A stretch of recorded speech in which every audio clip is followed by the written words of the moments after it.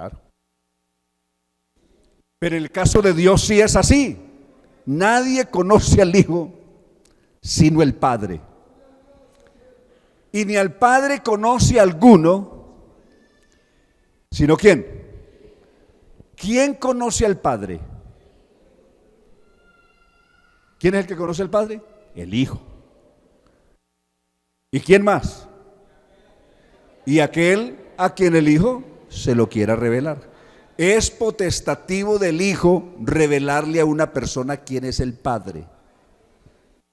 Y si Él no se lo quiere revelar, puede tener 20,000 toneladas de teología, de filosofía, de los doctorados que quiera, las maestrías que quiera, y no entiende ni, como dicen por ahí, ni pío de esto.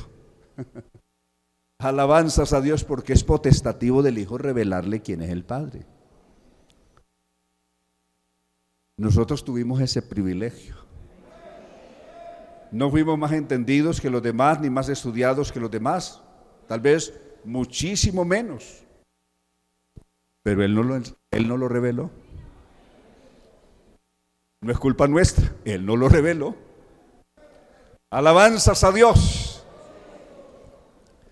Que el Señor nos hable esta mañana. El tema de hoy, el gran fraude religioso. Ese es nuestro tema. ¿Qué tal le parece? El gran fraude religioso. ¿Sí? El gran engaño. El gran engaño. Fraude es un engaño. El gran fraude religioso. Vamos a mencionar algunas cosas, no las repasaríamos todas, pero sí algunas cosas. ¿En cuántas cosas se engañó la religión? Y engañó al resto. Porque un engañado engaña a los otros. ¿Sí o no? A una persona le engañan y él engaña a otros. A una persona le metieron varios billetes de 50 como si fueran legítimos y él va a la tienda y compra, y si el de la tienda no sabe, también lo. Un engañado engaña a otros. Y eso es lo que pasó con la tradición religiosa. A ellos los engañaron y ellos difundieron ese engaño y lo esparcieron por el mundo. Vamos a ver parte de ese gran fraude. Ejemplo, partimos de Gálatas capítulo 4. Cuando una persona lo llevan de tour y lo llevan a lo que ellos conocen como la Tierra Santa o lugares bíblicos, lo llevan a Jerusalén y a Israel, a algunos lugares, y lo llevan al monte Sinaí, un monte Sinaí que está en Egipto. Un monte Sinaí que está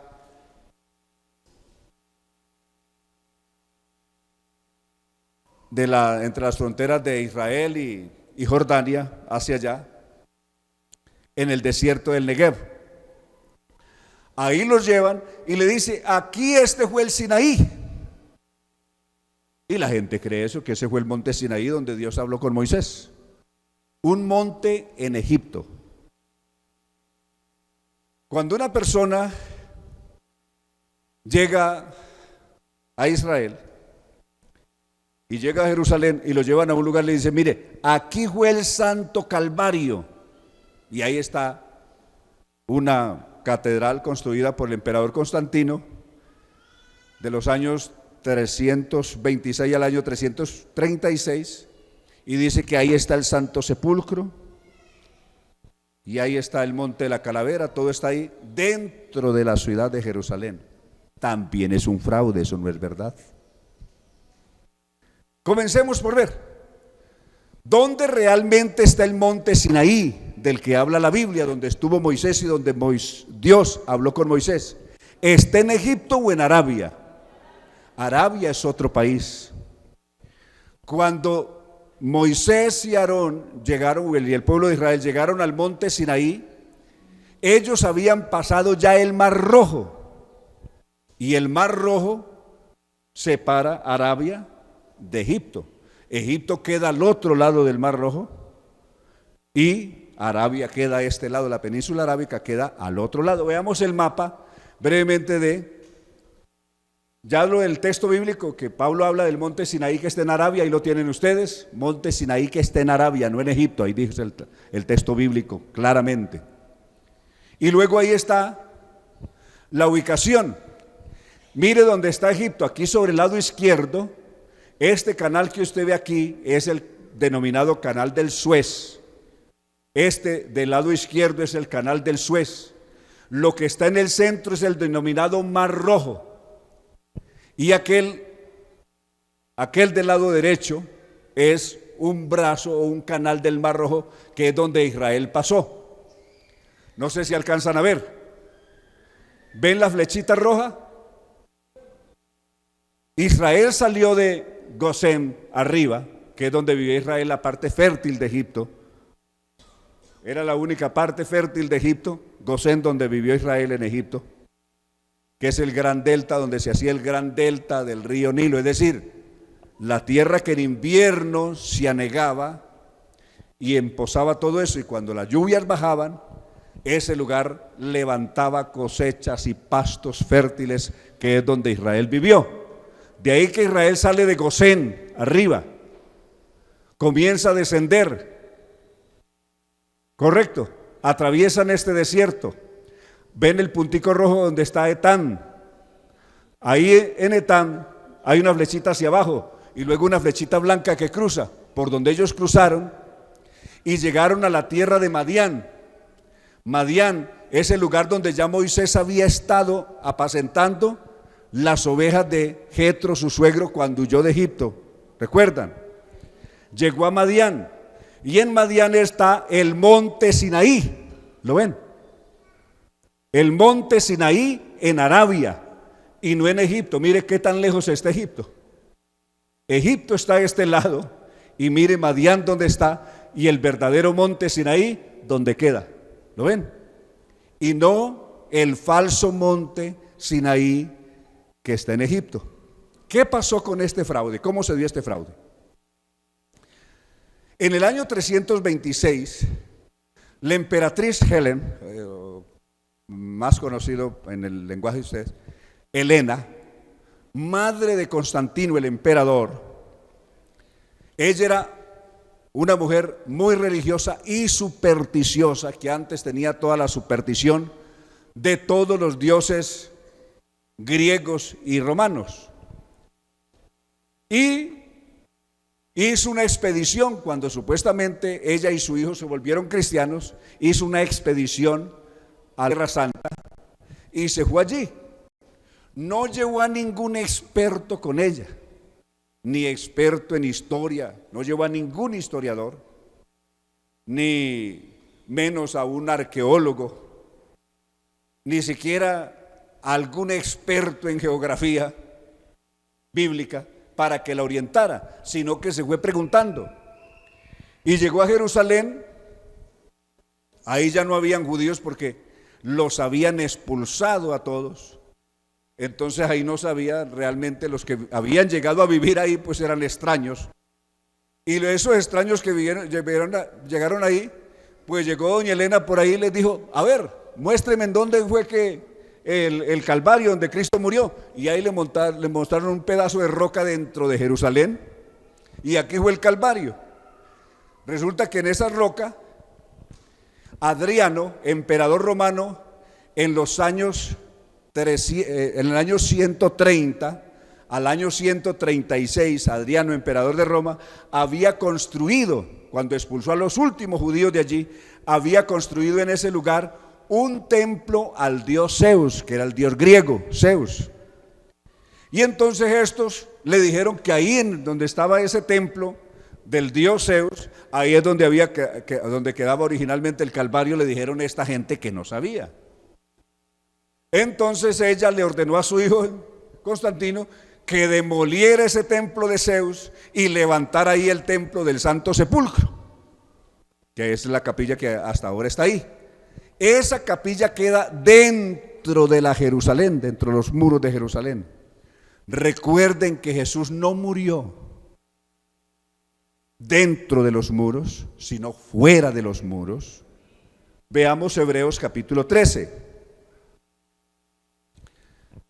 Al leer de Hebreos capítulo 13, vamos a ubicarnos del verso 6 en adelante por abreviar ahí.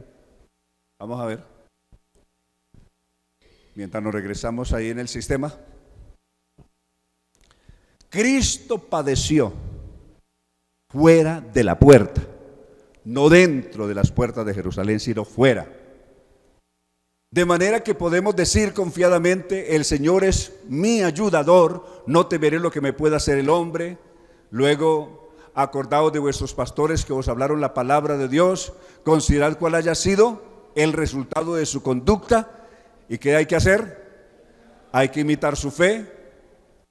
Jesucristo es, ¿qué es lo que es? El mismo ayer, hoy y por los siglos. ¿Eso es verdad? ¿Sí o no? Y sigue: no os dejéis llevar de doctrinas diversas y extrañas, porque buena cosa es afirmar el corazón con la gracia, no con viandas, que nunca aprovecharon a los que se han ocupado de ellas. Seguimos. Tenemos un altar del cual no tienen derecho de comer los que sirven al tabernáculo. Del cual tenemos un problema, es que el proyector nos está dando estas partes de aquí partidas las letras. Porque los cuerpos de aquellos animales cuya sangre a causa del pecado es introducida en el santuario por el sumo sacerdote son quemados. ¿Dónde eran quemados? Fuera del campamento. Ningún sacrificio se hacía dentro de los muros de Jerusalén. Por lo cual también Jesús, para santificar al pueblo mediante su propia sangre, padeció dentro de las puertas de Jerusalén o fuera de las puertas de Jerusalén. ¿Dónde murió Cristo entonces? ¿Dentro o fuera de Jerusalén? Murió fuera. Entonces ahí la engañaron.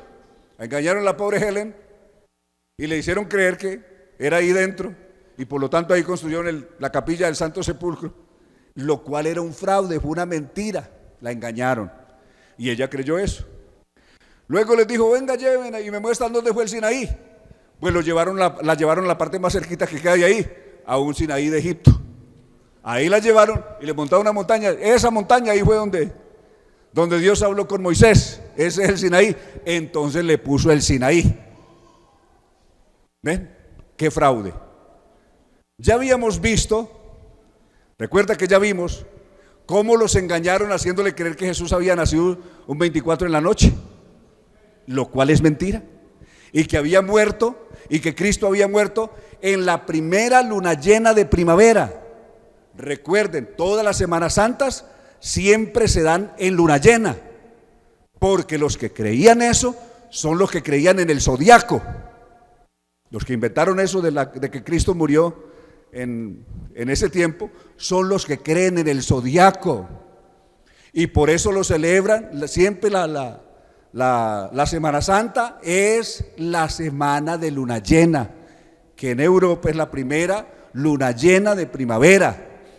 Y ya vimos que Cristo no nació en ninguna luna llena de primavera, ni nació en luna llena, ni murió en luna llena, sino que ya ustedes recuerdan el tiempo a la luz de la Biblia, cuándo fue que Cristo nació y cuándo fue que Él murió. Y nada tiene que ver con diciembre, para nada, en absoluto. Vimos que corresponde al 15 de septiembre, tanto su nacimiento como también su muerte. Entonces, en todo eso también los engañaron. ¿Dónde más los engañaron? A ver, ¿y dónde fue que Cristo nació? Y le llevaron y le dijeron: aquí, en este lugar, aquí nació Jesús. Entonces, ahí mismo, Constantino, el hijo, construyame aquí el templo de la Natividad, que así se llama allí. Y construyeron el templo de la Natividad en Belén, que porque ahí había nacido. ¿Quién les dijo que ese lugar era? No, unos vivos que le cobraban una platica y ella les pagaba y la engañaron. Le hicieron un fraude total a la pobre Helen. y la pusieron ahí. Note el engaño. Dicen que los sabios que vinieron de Oriente, según la tradición, ¿a dónde llegaron ellos a visitar al recién nacido? En el pesebre, ¿cierto? Dice que lo llegaron y le ofrecieron oro, mirra, incienso en el pesebre. Y por eso celebran el Día de los Reyes y los Reyes Magos, cuando por fin los Reyes Magos supuestamente llegan al pesebre. Que de paso la Biblia no dice que eran tres, simplemente dice unos sabios, pero no dice que eran tres en ninguna parte, ni que se llamaban como la tradición los llamó. Y que los magos llegaron hasta el pesebre. Veamos con San Lucas capítulo 2, con Mateo capítulo 2, Mateo 2:11, a ver, ¿dónde fue que los sabios visitaron a José, María y al niño? Si fue en la pesebrera o en otra parte. ¿Qué dice la Biblia? Y al entrar en la casa, vieron al niño con su madre María y postrándose lo adoraron. ¿Estaba en la pesebrera o ya en una casa? Otro engaño que les hicieron. Cuando nació en una pesebrera, pero cuando ya estos sabios vinieron, él ya no estaba en la pesebrera, porque es que Cristo no se quedó en la pesebrera. Nació una noche en la pesebrera, pero él no se quedó en la pesebrera. De ahí ellos se movieron a una casa, y cuando vinieron los sabios, ya lo encontraron fue en una casa. Y al entrar en la casa, no al entrar en la pesebrera, sino al entrar en la casa, otro fraude. Hola, qué cantidad de fraude le han hecho a la gente. Realmente con ese fraude pusieron a la pobre gente como los burros. Claro. Y los agarraron ahí de burrito fácil, porque como la gente no sabe la Biblia, como no conocen la Biblia, les quedó muy fácil engañarlos. Y los engañaron con todo eso por no leer la Biblia. Hay que estudiar la palabra del Señor. Alabanzas a Dios. Eso mismo pasó con el Calvario. El Calvario, ya dijimos que les mostraron un lugar dentro de los muros. Resulta que veamos un mapa del verdadero Calvario en Jerusalén, el cual yo conozco personalmente. He hecho cultos allí. No lo conozco solamente por la historia ni por la Biblia, sino porque yo mismo he estado ahí. Ese es el monte de la Calavera, está fuera de la ciudad de Jerusalén, está en las afueras de Jerusalén, está arriba, en esa parte alta donde ahora funciona una antena, están las ruinas de un templo que los romanos habían hecho también para la diosa Venus, allá las ruinas, lo que se ve arriba, y aquí abajo la roca forma una especie de calavera. Cuando uno está, le va formando dos ojos, uno aquí, en este lado izquierdo, otro allá, se forman como dos ojos y va formando como una calavera, conocido como monte Calvan, que en todos los casos quiere decir monte de la calavera, y se llamó así porque era un lugar que tenían los romanos de ejecución. Allí ejecutaban a muchas personas que los mataban crucificados, y muchos de ellos no les daban entierro, sino que los dejaban allá a que fueran las aves de carroña que los comieran, y abundaban las calaveras en ese lugar. Entonces se conocía como lugar de sacrificio o lugar de las calaveras, y por eso el monte Calvario, que es donde viene Calvario, que es calavera, Calvan, en fin, ese es el nombre original. Hacia este lado izquierdo hay un hermoso jardín, conocido como el jardín de José de Arimatea, que es el hombre que sepultó a Jesús. Era un lugar que estaba cerca. Veamos los textos. Veamos con San Mateo capítulo 27, verso 33. Mateo 27, 33. Y cuando llegaron a un lugar llamado Gólgota, eso es arameo, la palabra Gólgota no es hebrea, es aramea. Gólgota, que quiere decir lugar de las calaveras o lugar del sacrificio. Le dieron a beber vinagre mezclado con miel, pero después de beberlo, de haberlo probado, no quiso beberlo. Veamos con San Lucas 23:33. Y cuando llegaron al lugar llamado de la calavera, le crucificaron allí, y a los malhechores, el uno a la derecha y el otro a la izquierda. Veamos con San Marcos capítulo 15, verso 22, 15-22.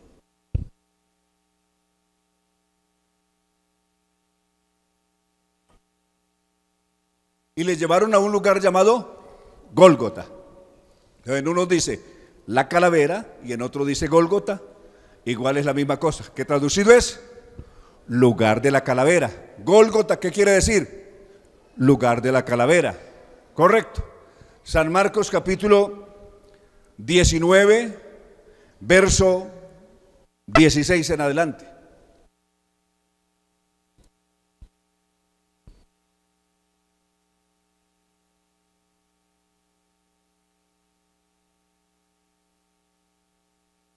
Bueno, se nos quedó el sistema, pero ahí van a encontrar que Jesús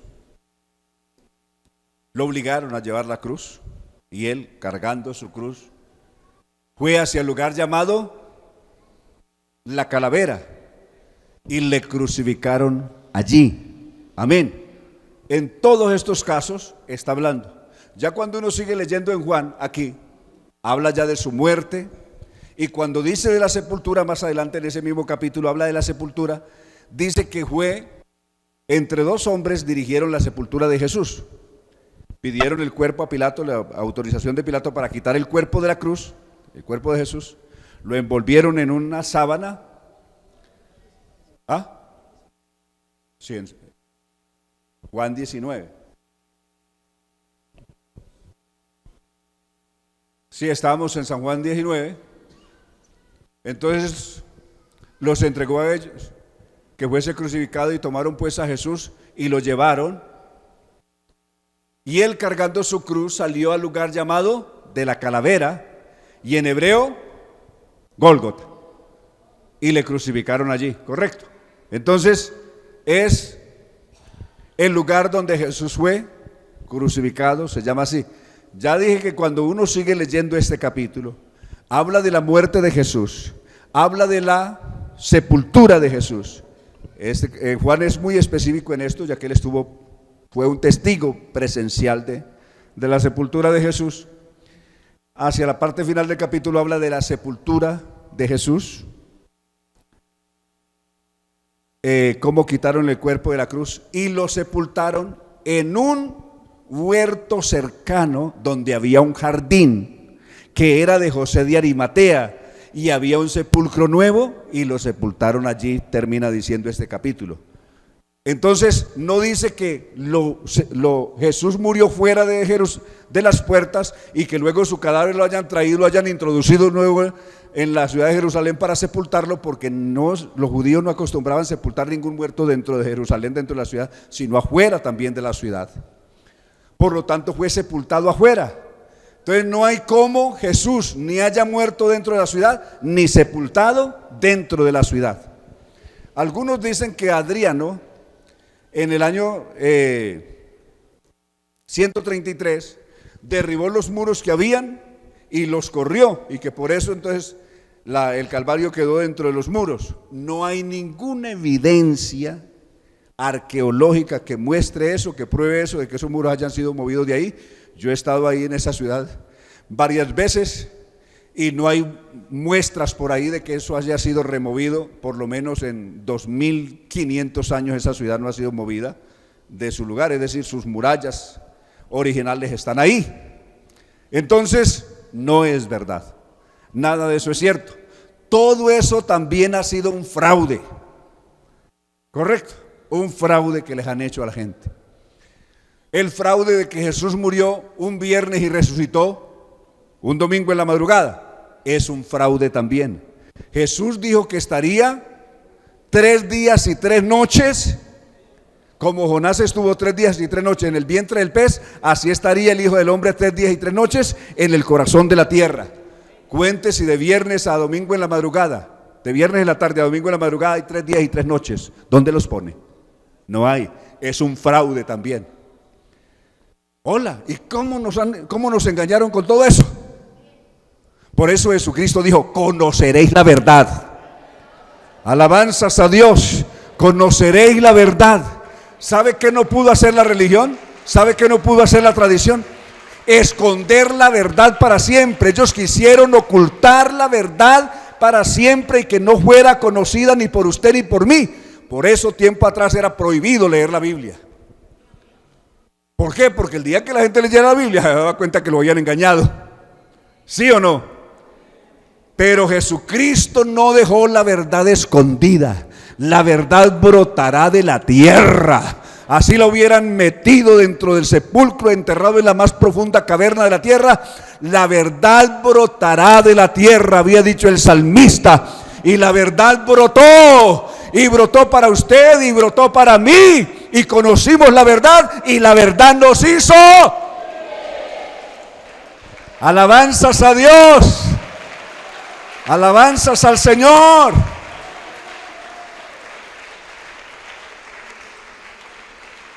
La peor esclavitud que el mundo puede padecer es la ignorancia. No hay nada que esclavice más que la ignorancia.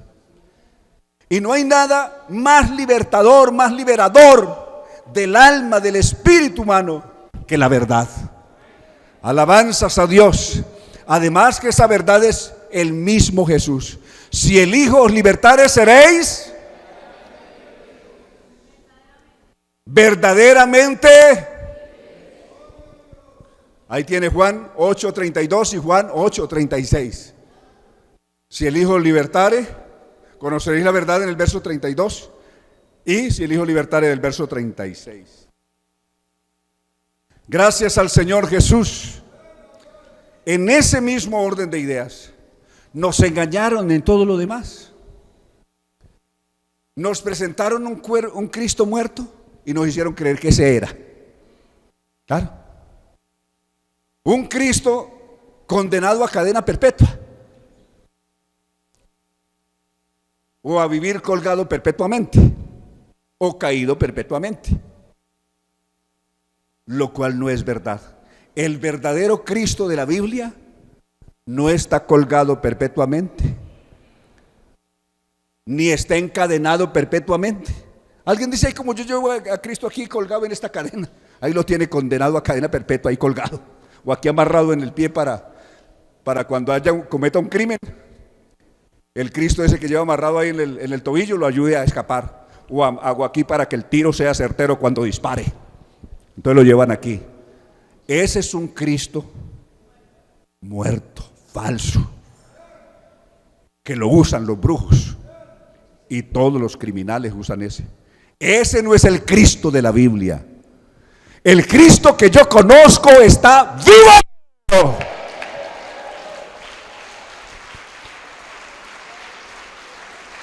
Nuestro Dios está en los cielos.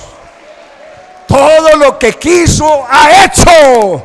Nuestro Dios está en los cielos. Salmo 33 dice eso. Nuestro Dios está en los cielos. Todo lo que quiso ha hecho. Nuestro Dios no está colgado, ni está caído, ni está muerto, ni es de palo, ni es de yeso, ni de otro metal. Nuestro Dios es glorioso.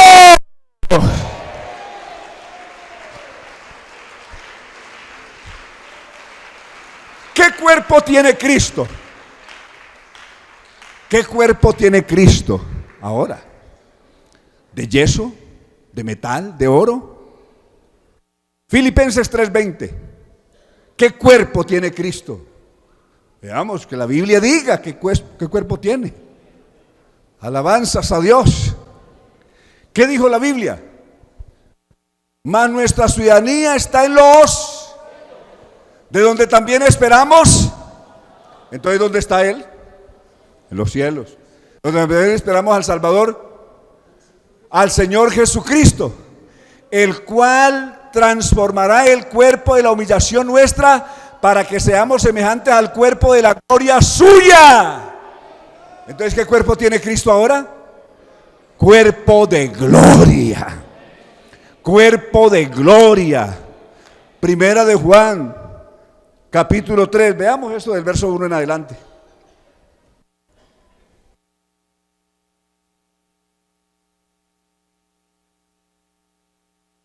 Primera de Juan, capítulo 3.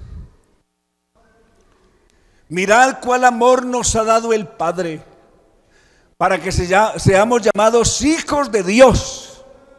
Por esto el mundo no nos conoce, porque no le conoció a Él. Amados, ¿no se alegran por esto? ¿No es tremendo esto? Mire, una persona puede tener 50, como Copérnico, 60 doctorados colgando en una pared.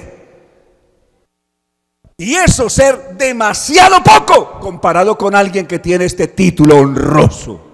Amados, ahora somos ¿qué? A ver, ¿cuántos tenemos ese título de verdad? Ahora somos hijos de Dios. Y aún no se ha manifestado lo que hemos de ser. O sea, todavía vamos a ser más. Pero sabemos que cuando Él se manifieste seremos semejantes a Él. ¿Por qué seremos semejantes a Él? ¿Quién nos garantiza eso? Porque le veremos tal. Le veremos tal como Él es. Le veremos tal como Él es. Glorioso como es Él. Sublime como es Él. Puro como es Él. Grande como es Él. Digno de gloria como es Él. Majestuoso como es Él. Alabanzas a Dios. ¿Y qué sigue diciendo? Y todo aquel, ¿qué dice? Que tiene esta esperanza. ¿Cuántos esperamos verlo a Él tal como Él es? ¿Cuántos esperamos verlo a Él tal como Él es? ¿Cuántos esperamos como el patriarca Job con esa seguridad? Yo sé que mi Redentor vive. Yo sé que mi Redentor vive y que al fin se levantará sobre el polvo. 19:25 de Job. Que al fin se levantará sobre el polvo. Que después de deshecha está mi piel, en mi carne yo voy a ver a Dios. A ver, ¿cuánto lo vamos a ver? Yo voy a ver a Dios. Yo voy a ver a Dios. Yo voy a ver a Dios, al cual veré por mí mismo y mis ojos lo verán. Alabanzas a Dios.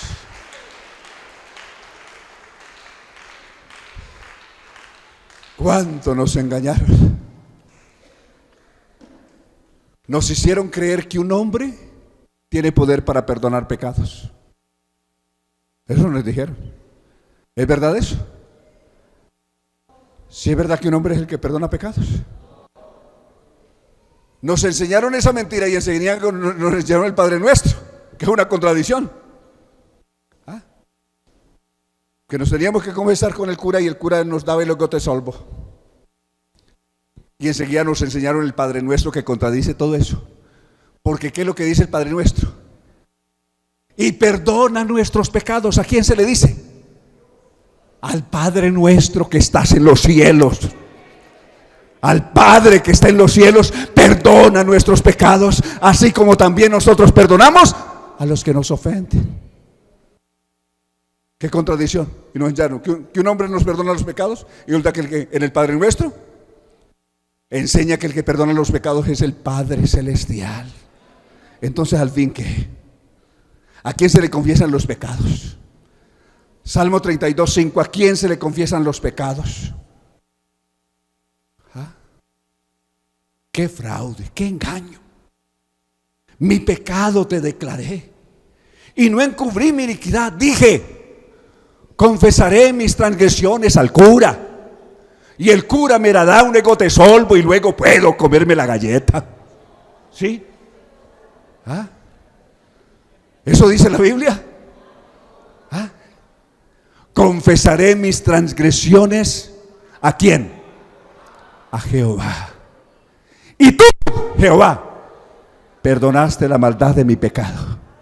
¿Se le confiesa a quién? A Dios. ¿Y perdona a quién? Dios. ¿Por qué? Sencillamente porque cuando una persona peca, pecó contra Dios. ¿Con quién peca una persona? Contra Dios. Recuerden las palabras de José, 39:6 de Génesis. ¿Cómo cometería yo tan grande mal? ¿Y pecaría contra quién? ¿Y pecaría contra el cura? No, pecaría contra Dios. Alabanzas a Dios, alabanzas a Jesús. Hermanos, uno tiene que vivir bien ubicado en la Biblia, y especialmente ahora darle muchas gracias a Dios que nos sacó de semejante fraude. ¿Sí o no? ¿Usted no vive agradecido con Dios que lo sacó de semejante engaño? ¿Ah? Aleluya. ¿Cuántos estamos agradecidos con el Señor que nos sacó de semejante oscuridad, de semejante fraude que nos habían hecho, de semejante mentira donde nos habían llevado?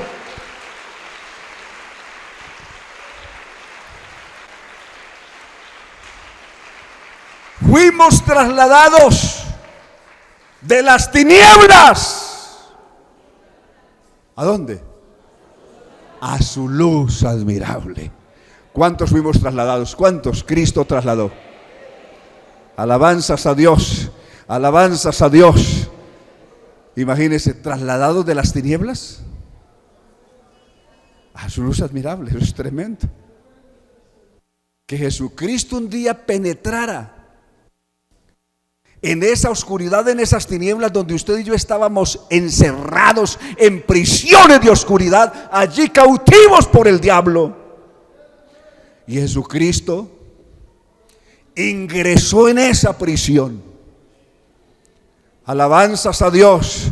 Jesucristo ingresó a esa prisión de Satanás, donde el diablo con todo su engaño nos había encerrado. Abrió esas puertas de la cárcel como Sansón abrió las puertas de la ciudad de los filisteos, que hasta la misma puerta de la ciudad se la cargó en los hombros y la sacó fuera de la ciudad. Así también Cristo se echó sobre los hombros las puertas de la oscuridad donde el diablo nos tenía encerrados con toda clase de engaño. Cual Sansón se llevó esas puertas por delante, abrió las puertas de la prisión, nos sacó y nos trajo al reino de la luz. Ahora no somos de las tinieblas, ahora somos de la luz, ahora no somos esclavos, ahora somos libres, ahora no estamos encerrados, ahora estamos en libertad. Por eso Pablo valientemente dice, no somos de las tinieblas. Primera de Tesalonicenses 5:4 dice esto, escuche eso. 5:4 de 1 Tesalonicenses. Con esto vamos a cerrar. Miren lo que no somos ahora. ¿Qué no somos? Más vosotros, hermanos, no estáis ¿qué? No estamos ya en tinieblas. Quiere decir que sí estuvimos, pero que ya no estamos. Más vosotros no estáis en tinieblas, para que aquel día os sorprenda como ladrón. ¿Qué sigue diciendo? Porque todos vosotros sois hijos hijos del día. ¿Qué no somos? Griten todos, ¿qué es lo que no somos? No somos de la noche, no somos de las tinieblas. Ayer éramos de la noche, ayer éramos de las tinieblas, pero ya hoy no somos de la noche ni de las tinieblas. Entonces, ¿qué somos ahora? Por tanto, no durmamos como los demás, sino velemos y seamos sobrios. Pues los que duermen, desafortunadamente hay una cantidad de gente que duerme allá. y dice: yo soy libre porque me puedo embriagar y estoy pasándola muy bien, salga y verá el reguero por ahí tirados en el suelo, revolcados peor que un cerdo, y que la están pasando bueno. Y otros, mire, busque las clínicas, cuántos heridos y cuántos muertos, porque el pecado, el diablo cobra un precio muy alto por su pecado.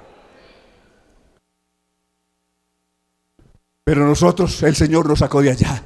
Los que duermen de noche duermen, y los que se embriagan como anoche se siguen embriagando, intoxicados como una pobre rata. Pero nosotros que somos del día, seamos sobrios, habiéndonos vestido con la coraza de fe y de amor, y con la esperanza de salvación como yelmo. Porque Dios no nos ha puesto. Hay alguien que nos puso, y nos puso ¿a dónde? ¿A dónde nos puso Dios? ¿A dónde nos puso Dios? Nos puso, mire, nos puso en su iglesia, nos puso en la luz, nos puso en el reino celestial, en lugares celestiales con Cristo nos hizo sentar. Alabanzas a Dios, entre otros. Porque no nos ha puesto Dios para ira. No nos ha puesto para ira, para que suframos la ira de Dios, sino para ¿qué? Para alcanzar la salvación por medio de nuestro Señor Jesucristo. Alabanzas a Dios. Alabanzas a Dios. Eso es lo que tenemos en Cristo Jesús. ¿Vale la pena estar en el Señor? ¿Vale la pena vivir para Él? Alabanzas a Dios. ¿Se goza usted de esta salvación tan grande? ¿O quiere seguir viviendo como un cerdo por allá caído? ¿O embriagado como una pobre rata envenenada? No, nosotros somos del día. Nosotros somos del día. Nosotros somos de la luz, nosotros somos de la vida, nosotros somos de la libertad gloriosa de los hijos de Dios. Alabanzas a Dios. Y el verdadero hijo de Dios es libre, no para hacer lo que quiera, sino lo que convenga en la voluntad de Dios. Solo somos libres cuando hacemos no lo que queremos, sino lo que nos conviene. Alabanzas a Dios. Somos libres cuando realmente luchamos y trabajamos todos los días por las cosas que amamos, no por las que queremos. ¿Sabe eso? No por las que nos gustan. Hay gente tan desgraciada en este mundo que usted los encuentra por todas partes, que un día sacrificaron lo que amaban por lo que les gustó, por el gusto. Ay, Dios mío, ¿qué estaría yo pensando cuando le fui infiel a mi esposa? ¿Cómo amo a mi esposa, pero le fue infiel con otro? Ay, como amo a mi esposo, eso es lo que yo amo, pero le fui infiel con otro. Porque es que ese me gustó. Sacrificó lo que amaba por el gusto. ¿Cuánta gente miserablemente va llorando su fracaso por el mundo? Porque un día echaron a perder lo que amaban por el gusto. Esos son pobres esclavos de Satanás. El verdadero hijo de Dios no sacrifica lo que ama por el gusto. La carne pide cantidad de cosas, el gusto, los ojos piden, pero nosotros tenemos el amor de Dios en nuestro corazón. ¿Y quién nos podrá separar del amor de Dios? No el gusto, no el deseo. Amar a Cristo, y aquí permanecemos firmes hasta que suene y seamos levantados de aquí. Aleluya. Le voy a rogar que estén de pie. Piensa en las cosas que de verdad amas. Ay, cuánto amo yo a mis padres, pero miren las locuras que ha cometido en contra de sus padres. sacrificando lo que ama por el miserable gusto. Ese es un pobre esclavo del diablo. El verdadero hijo de Dios no se deja arrebatar o arrastrar de los gustos, del quiero, sino de lo que amo. Alabanzas a Dios. Y lo que debemos amar es a Cristo con toda el alma, con todas las fuerzas, con toda la mente. ¿Cuál es el primer mandamiento de todos? ¿Cuál es? Marcos 12:29. Oye, Israel, el Señor nuestro Dios. El Señor son tres. Ese es otro fraude que le metieron a la gente. Le hicieron una tremenda distorsión en los ojos y en el cerebro, y uno se lo cambiaron por tres. El Dios único se lo cambiaron por tres. El único Dios vivo y verdadero se lo cambiaron por tres muertos. Y la gente quedó contenta. Le regalaron 3 por 1. Lo que no dieron cuenta es que los 3 que le dieron estaban muertos. Que el único Dios verdadero se llama Jesucristo. Alabanzas a Dios.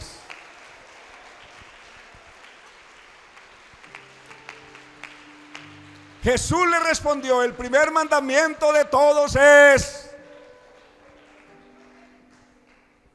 llama a Israel Adonai Elohim Adonai Echad. El Señor nuestro Dios, el Señor es único. Es único. Alabanzas a Dios. ¿Y qué sigue? A ver, ¿cuántos estamos ahí? ¿Cuántos estamos ahí? Y amarás al Señor tu Dios. Iglesia, amarás al Señor tu Dios. Hermanos, amarás al Señor tu Dios. Lo está diciendo Jesús. Amigos, amarás al Señor tu Dios. Niños, amaréis al Señor tu Dios. Amarás al Señor tu Dios, ¿cómo? Con todo tu corazón, no con una parte del corazón, sino con todo tu corazón. No con una parte del alma, sino con toda tu alma, con toda tu mente, con todas tus fuerzas. Este es el principal mandamiento. Aleluya. Alabanzas a Dios.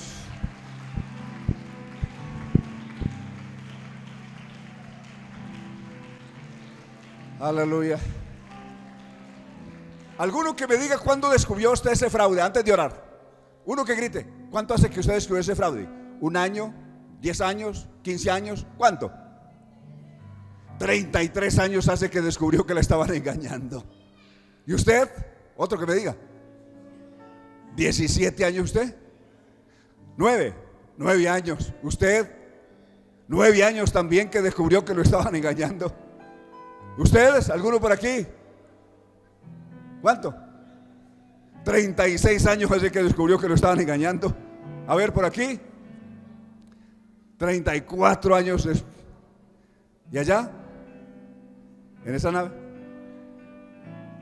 1 año hace que descubrió que la estaban engañando. ¿Y allá? 18 años que el hermano descubrió que la estaban engañando. ¿Y cuánto hace menos? A ver, el menos tiempo que alguien que me diga, ¿cuánto hace? 22. ¿Y quién es el menos que nos diga, tengo tantos meses, tengo 1 año? A ver, ¿quién tiene meses? ¿Cuántos meses? Como 2. ¿Ah? 3 meses. Aleluya. 15 días, claro, el hijo de los hermanos. 15 días. Alabanzas a Dios. ¿Y será que hay algo otros que esta mañana han descubierto que estaban engañados? A ver, ¿cuántos de los que todavía no son bautizados y han descubierto también el fraude? A ver, ¿quiénes hay que todavía no son bautizados y descubrieron el fraude? Allá están los jóvenes arriba.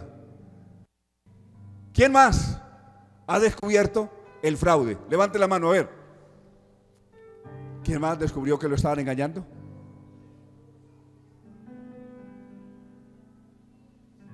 Gracias a Dios. Y esta mañana estamos aquí viviendo el último domingo del año 2016. Este es nuestro último domingo. Qué lindo poder terminar en la presencia del Señor. Qué lindo poder terminar orando juntos. Qué lindo poder seguir sabiendo que estamos en la verdad.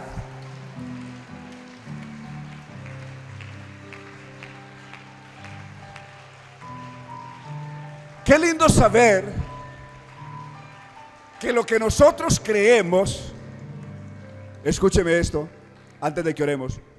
Qué lindo saber que lo que usted y yo creemos no se lo inventó la iglesia pentecostal, no se lo inventó el hermano Larsen, el primer misionero que vino a Colombia hace ya casi 80 años. No lo enseñó el pastor. ¿Quién nos enseñó lo que ahora sabemos? Póngame ahí, Primera de Juan 5:20. ¿Quién fue el que nos enseñó lo que sabemos ahora? Y lo que creemos, ¿quién nos lo enseñó? ¿Quién es el autor de lo que usted y yo creemos? ¿Fue el hermano Larsen? ¿El hermano Eliseo? ¿Quién nos enseñó? ¿Quién nos lo enseñó? Pero sabemos que el hermano Larsen vino, ¿sí? Dice eso. ¿Quién fue el que vino a enseñarnos lo que usted y yo ahora creemos? ¿Quién fue el que vino? Léanlo bien fuerte. ¿Quién vino? Pero sabemos que el Hijo de Dios ha venido y que nos dio y nos ha dado entendimiento. ¿Para qué? Para conocer a los que son o al que es. Para conocer a los que son o al que es. Plural o singular. Para conocer al que es verdadero. Y estamos en el verdadero. Sí, sí, estamos en el verdadero.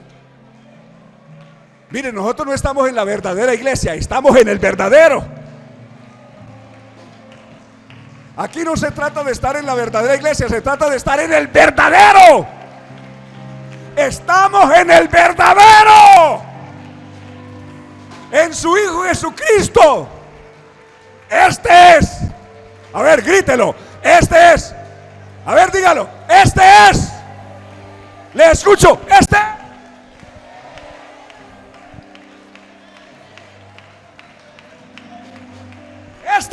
es el verdadero Dios y la vida eterna. Alabanzas a Dios, alabanzas a Jesús.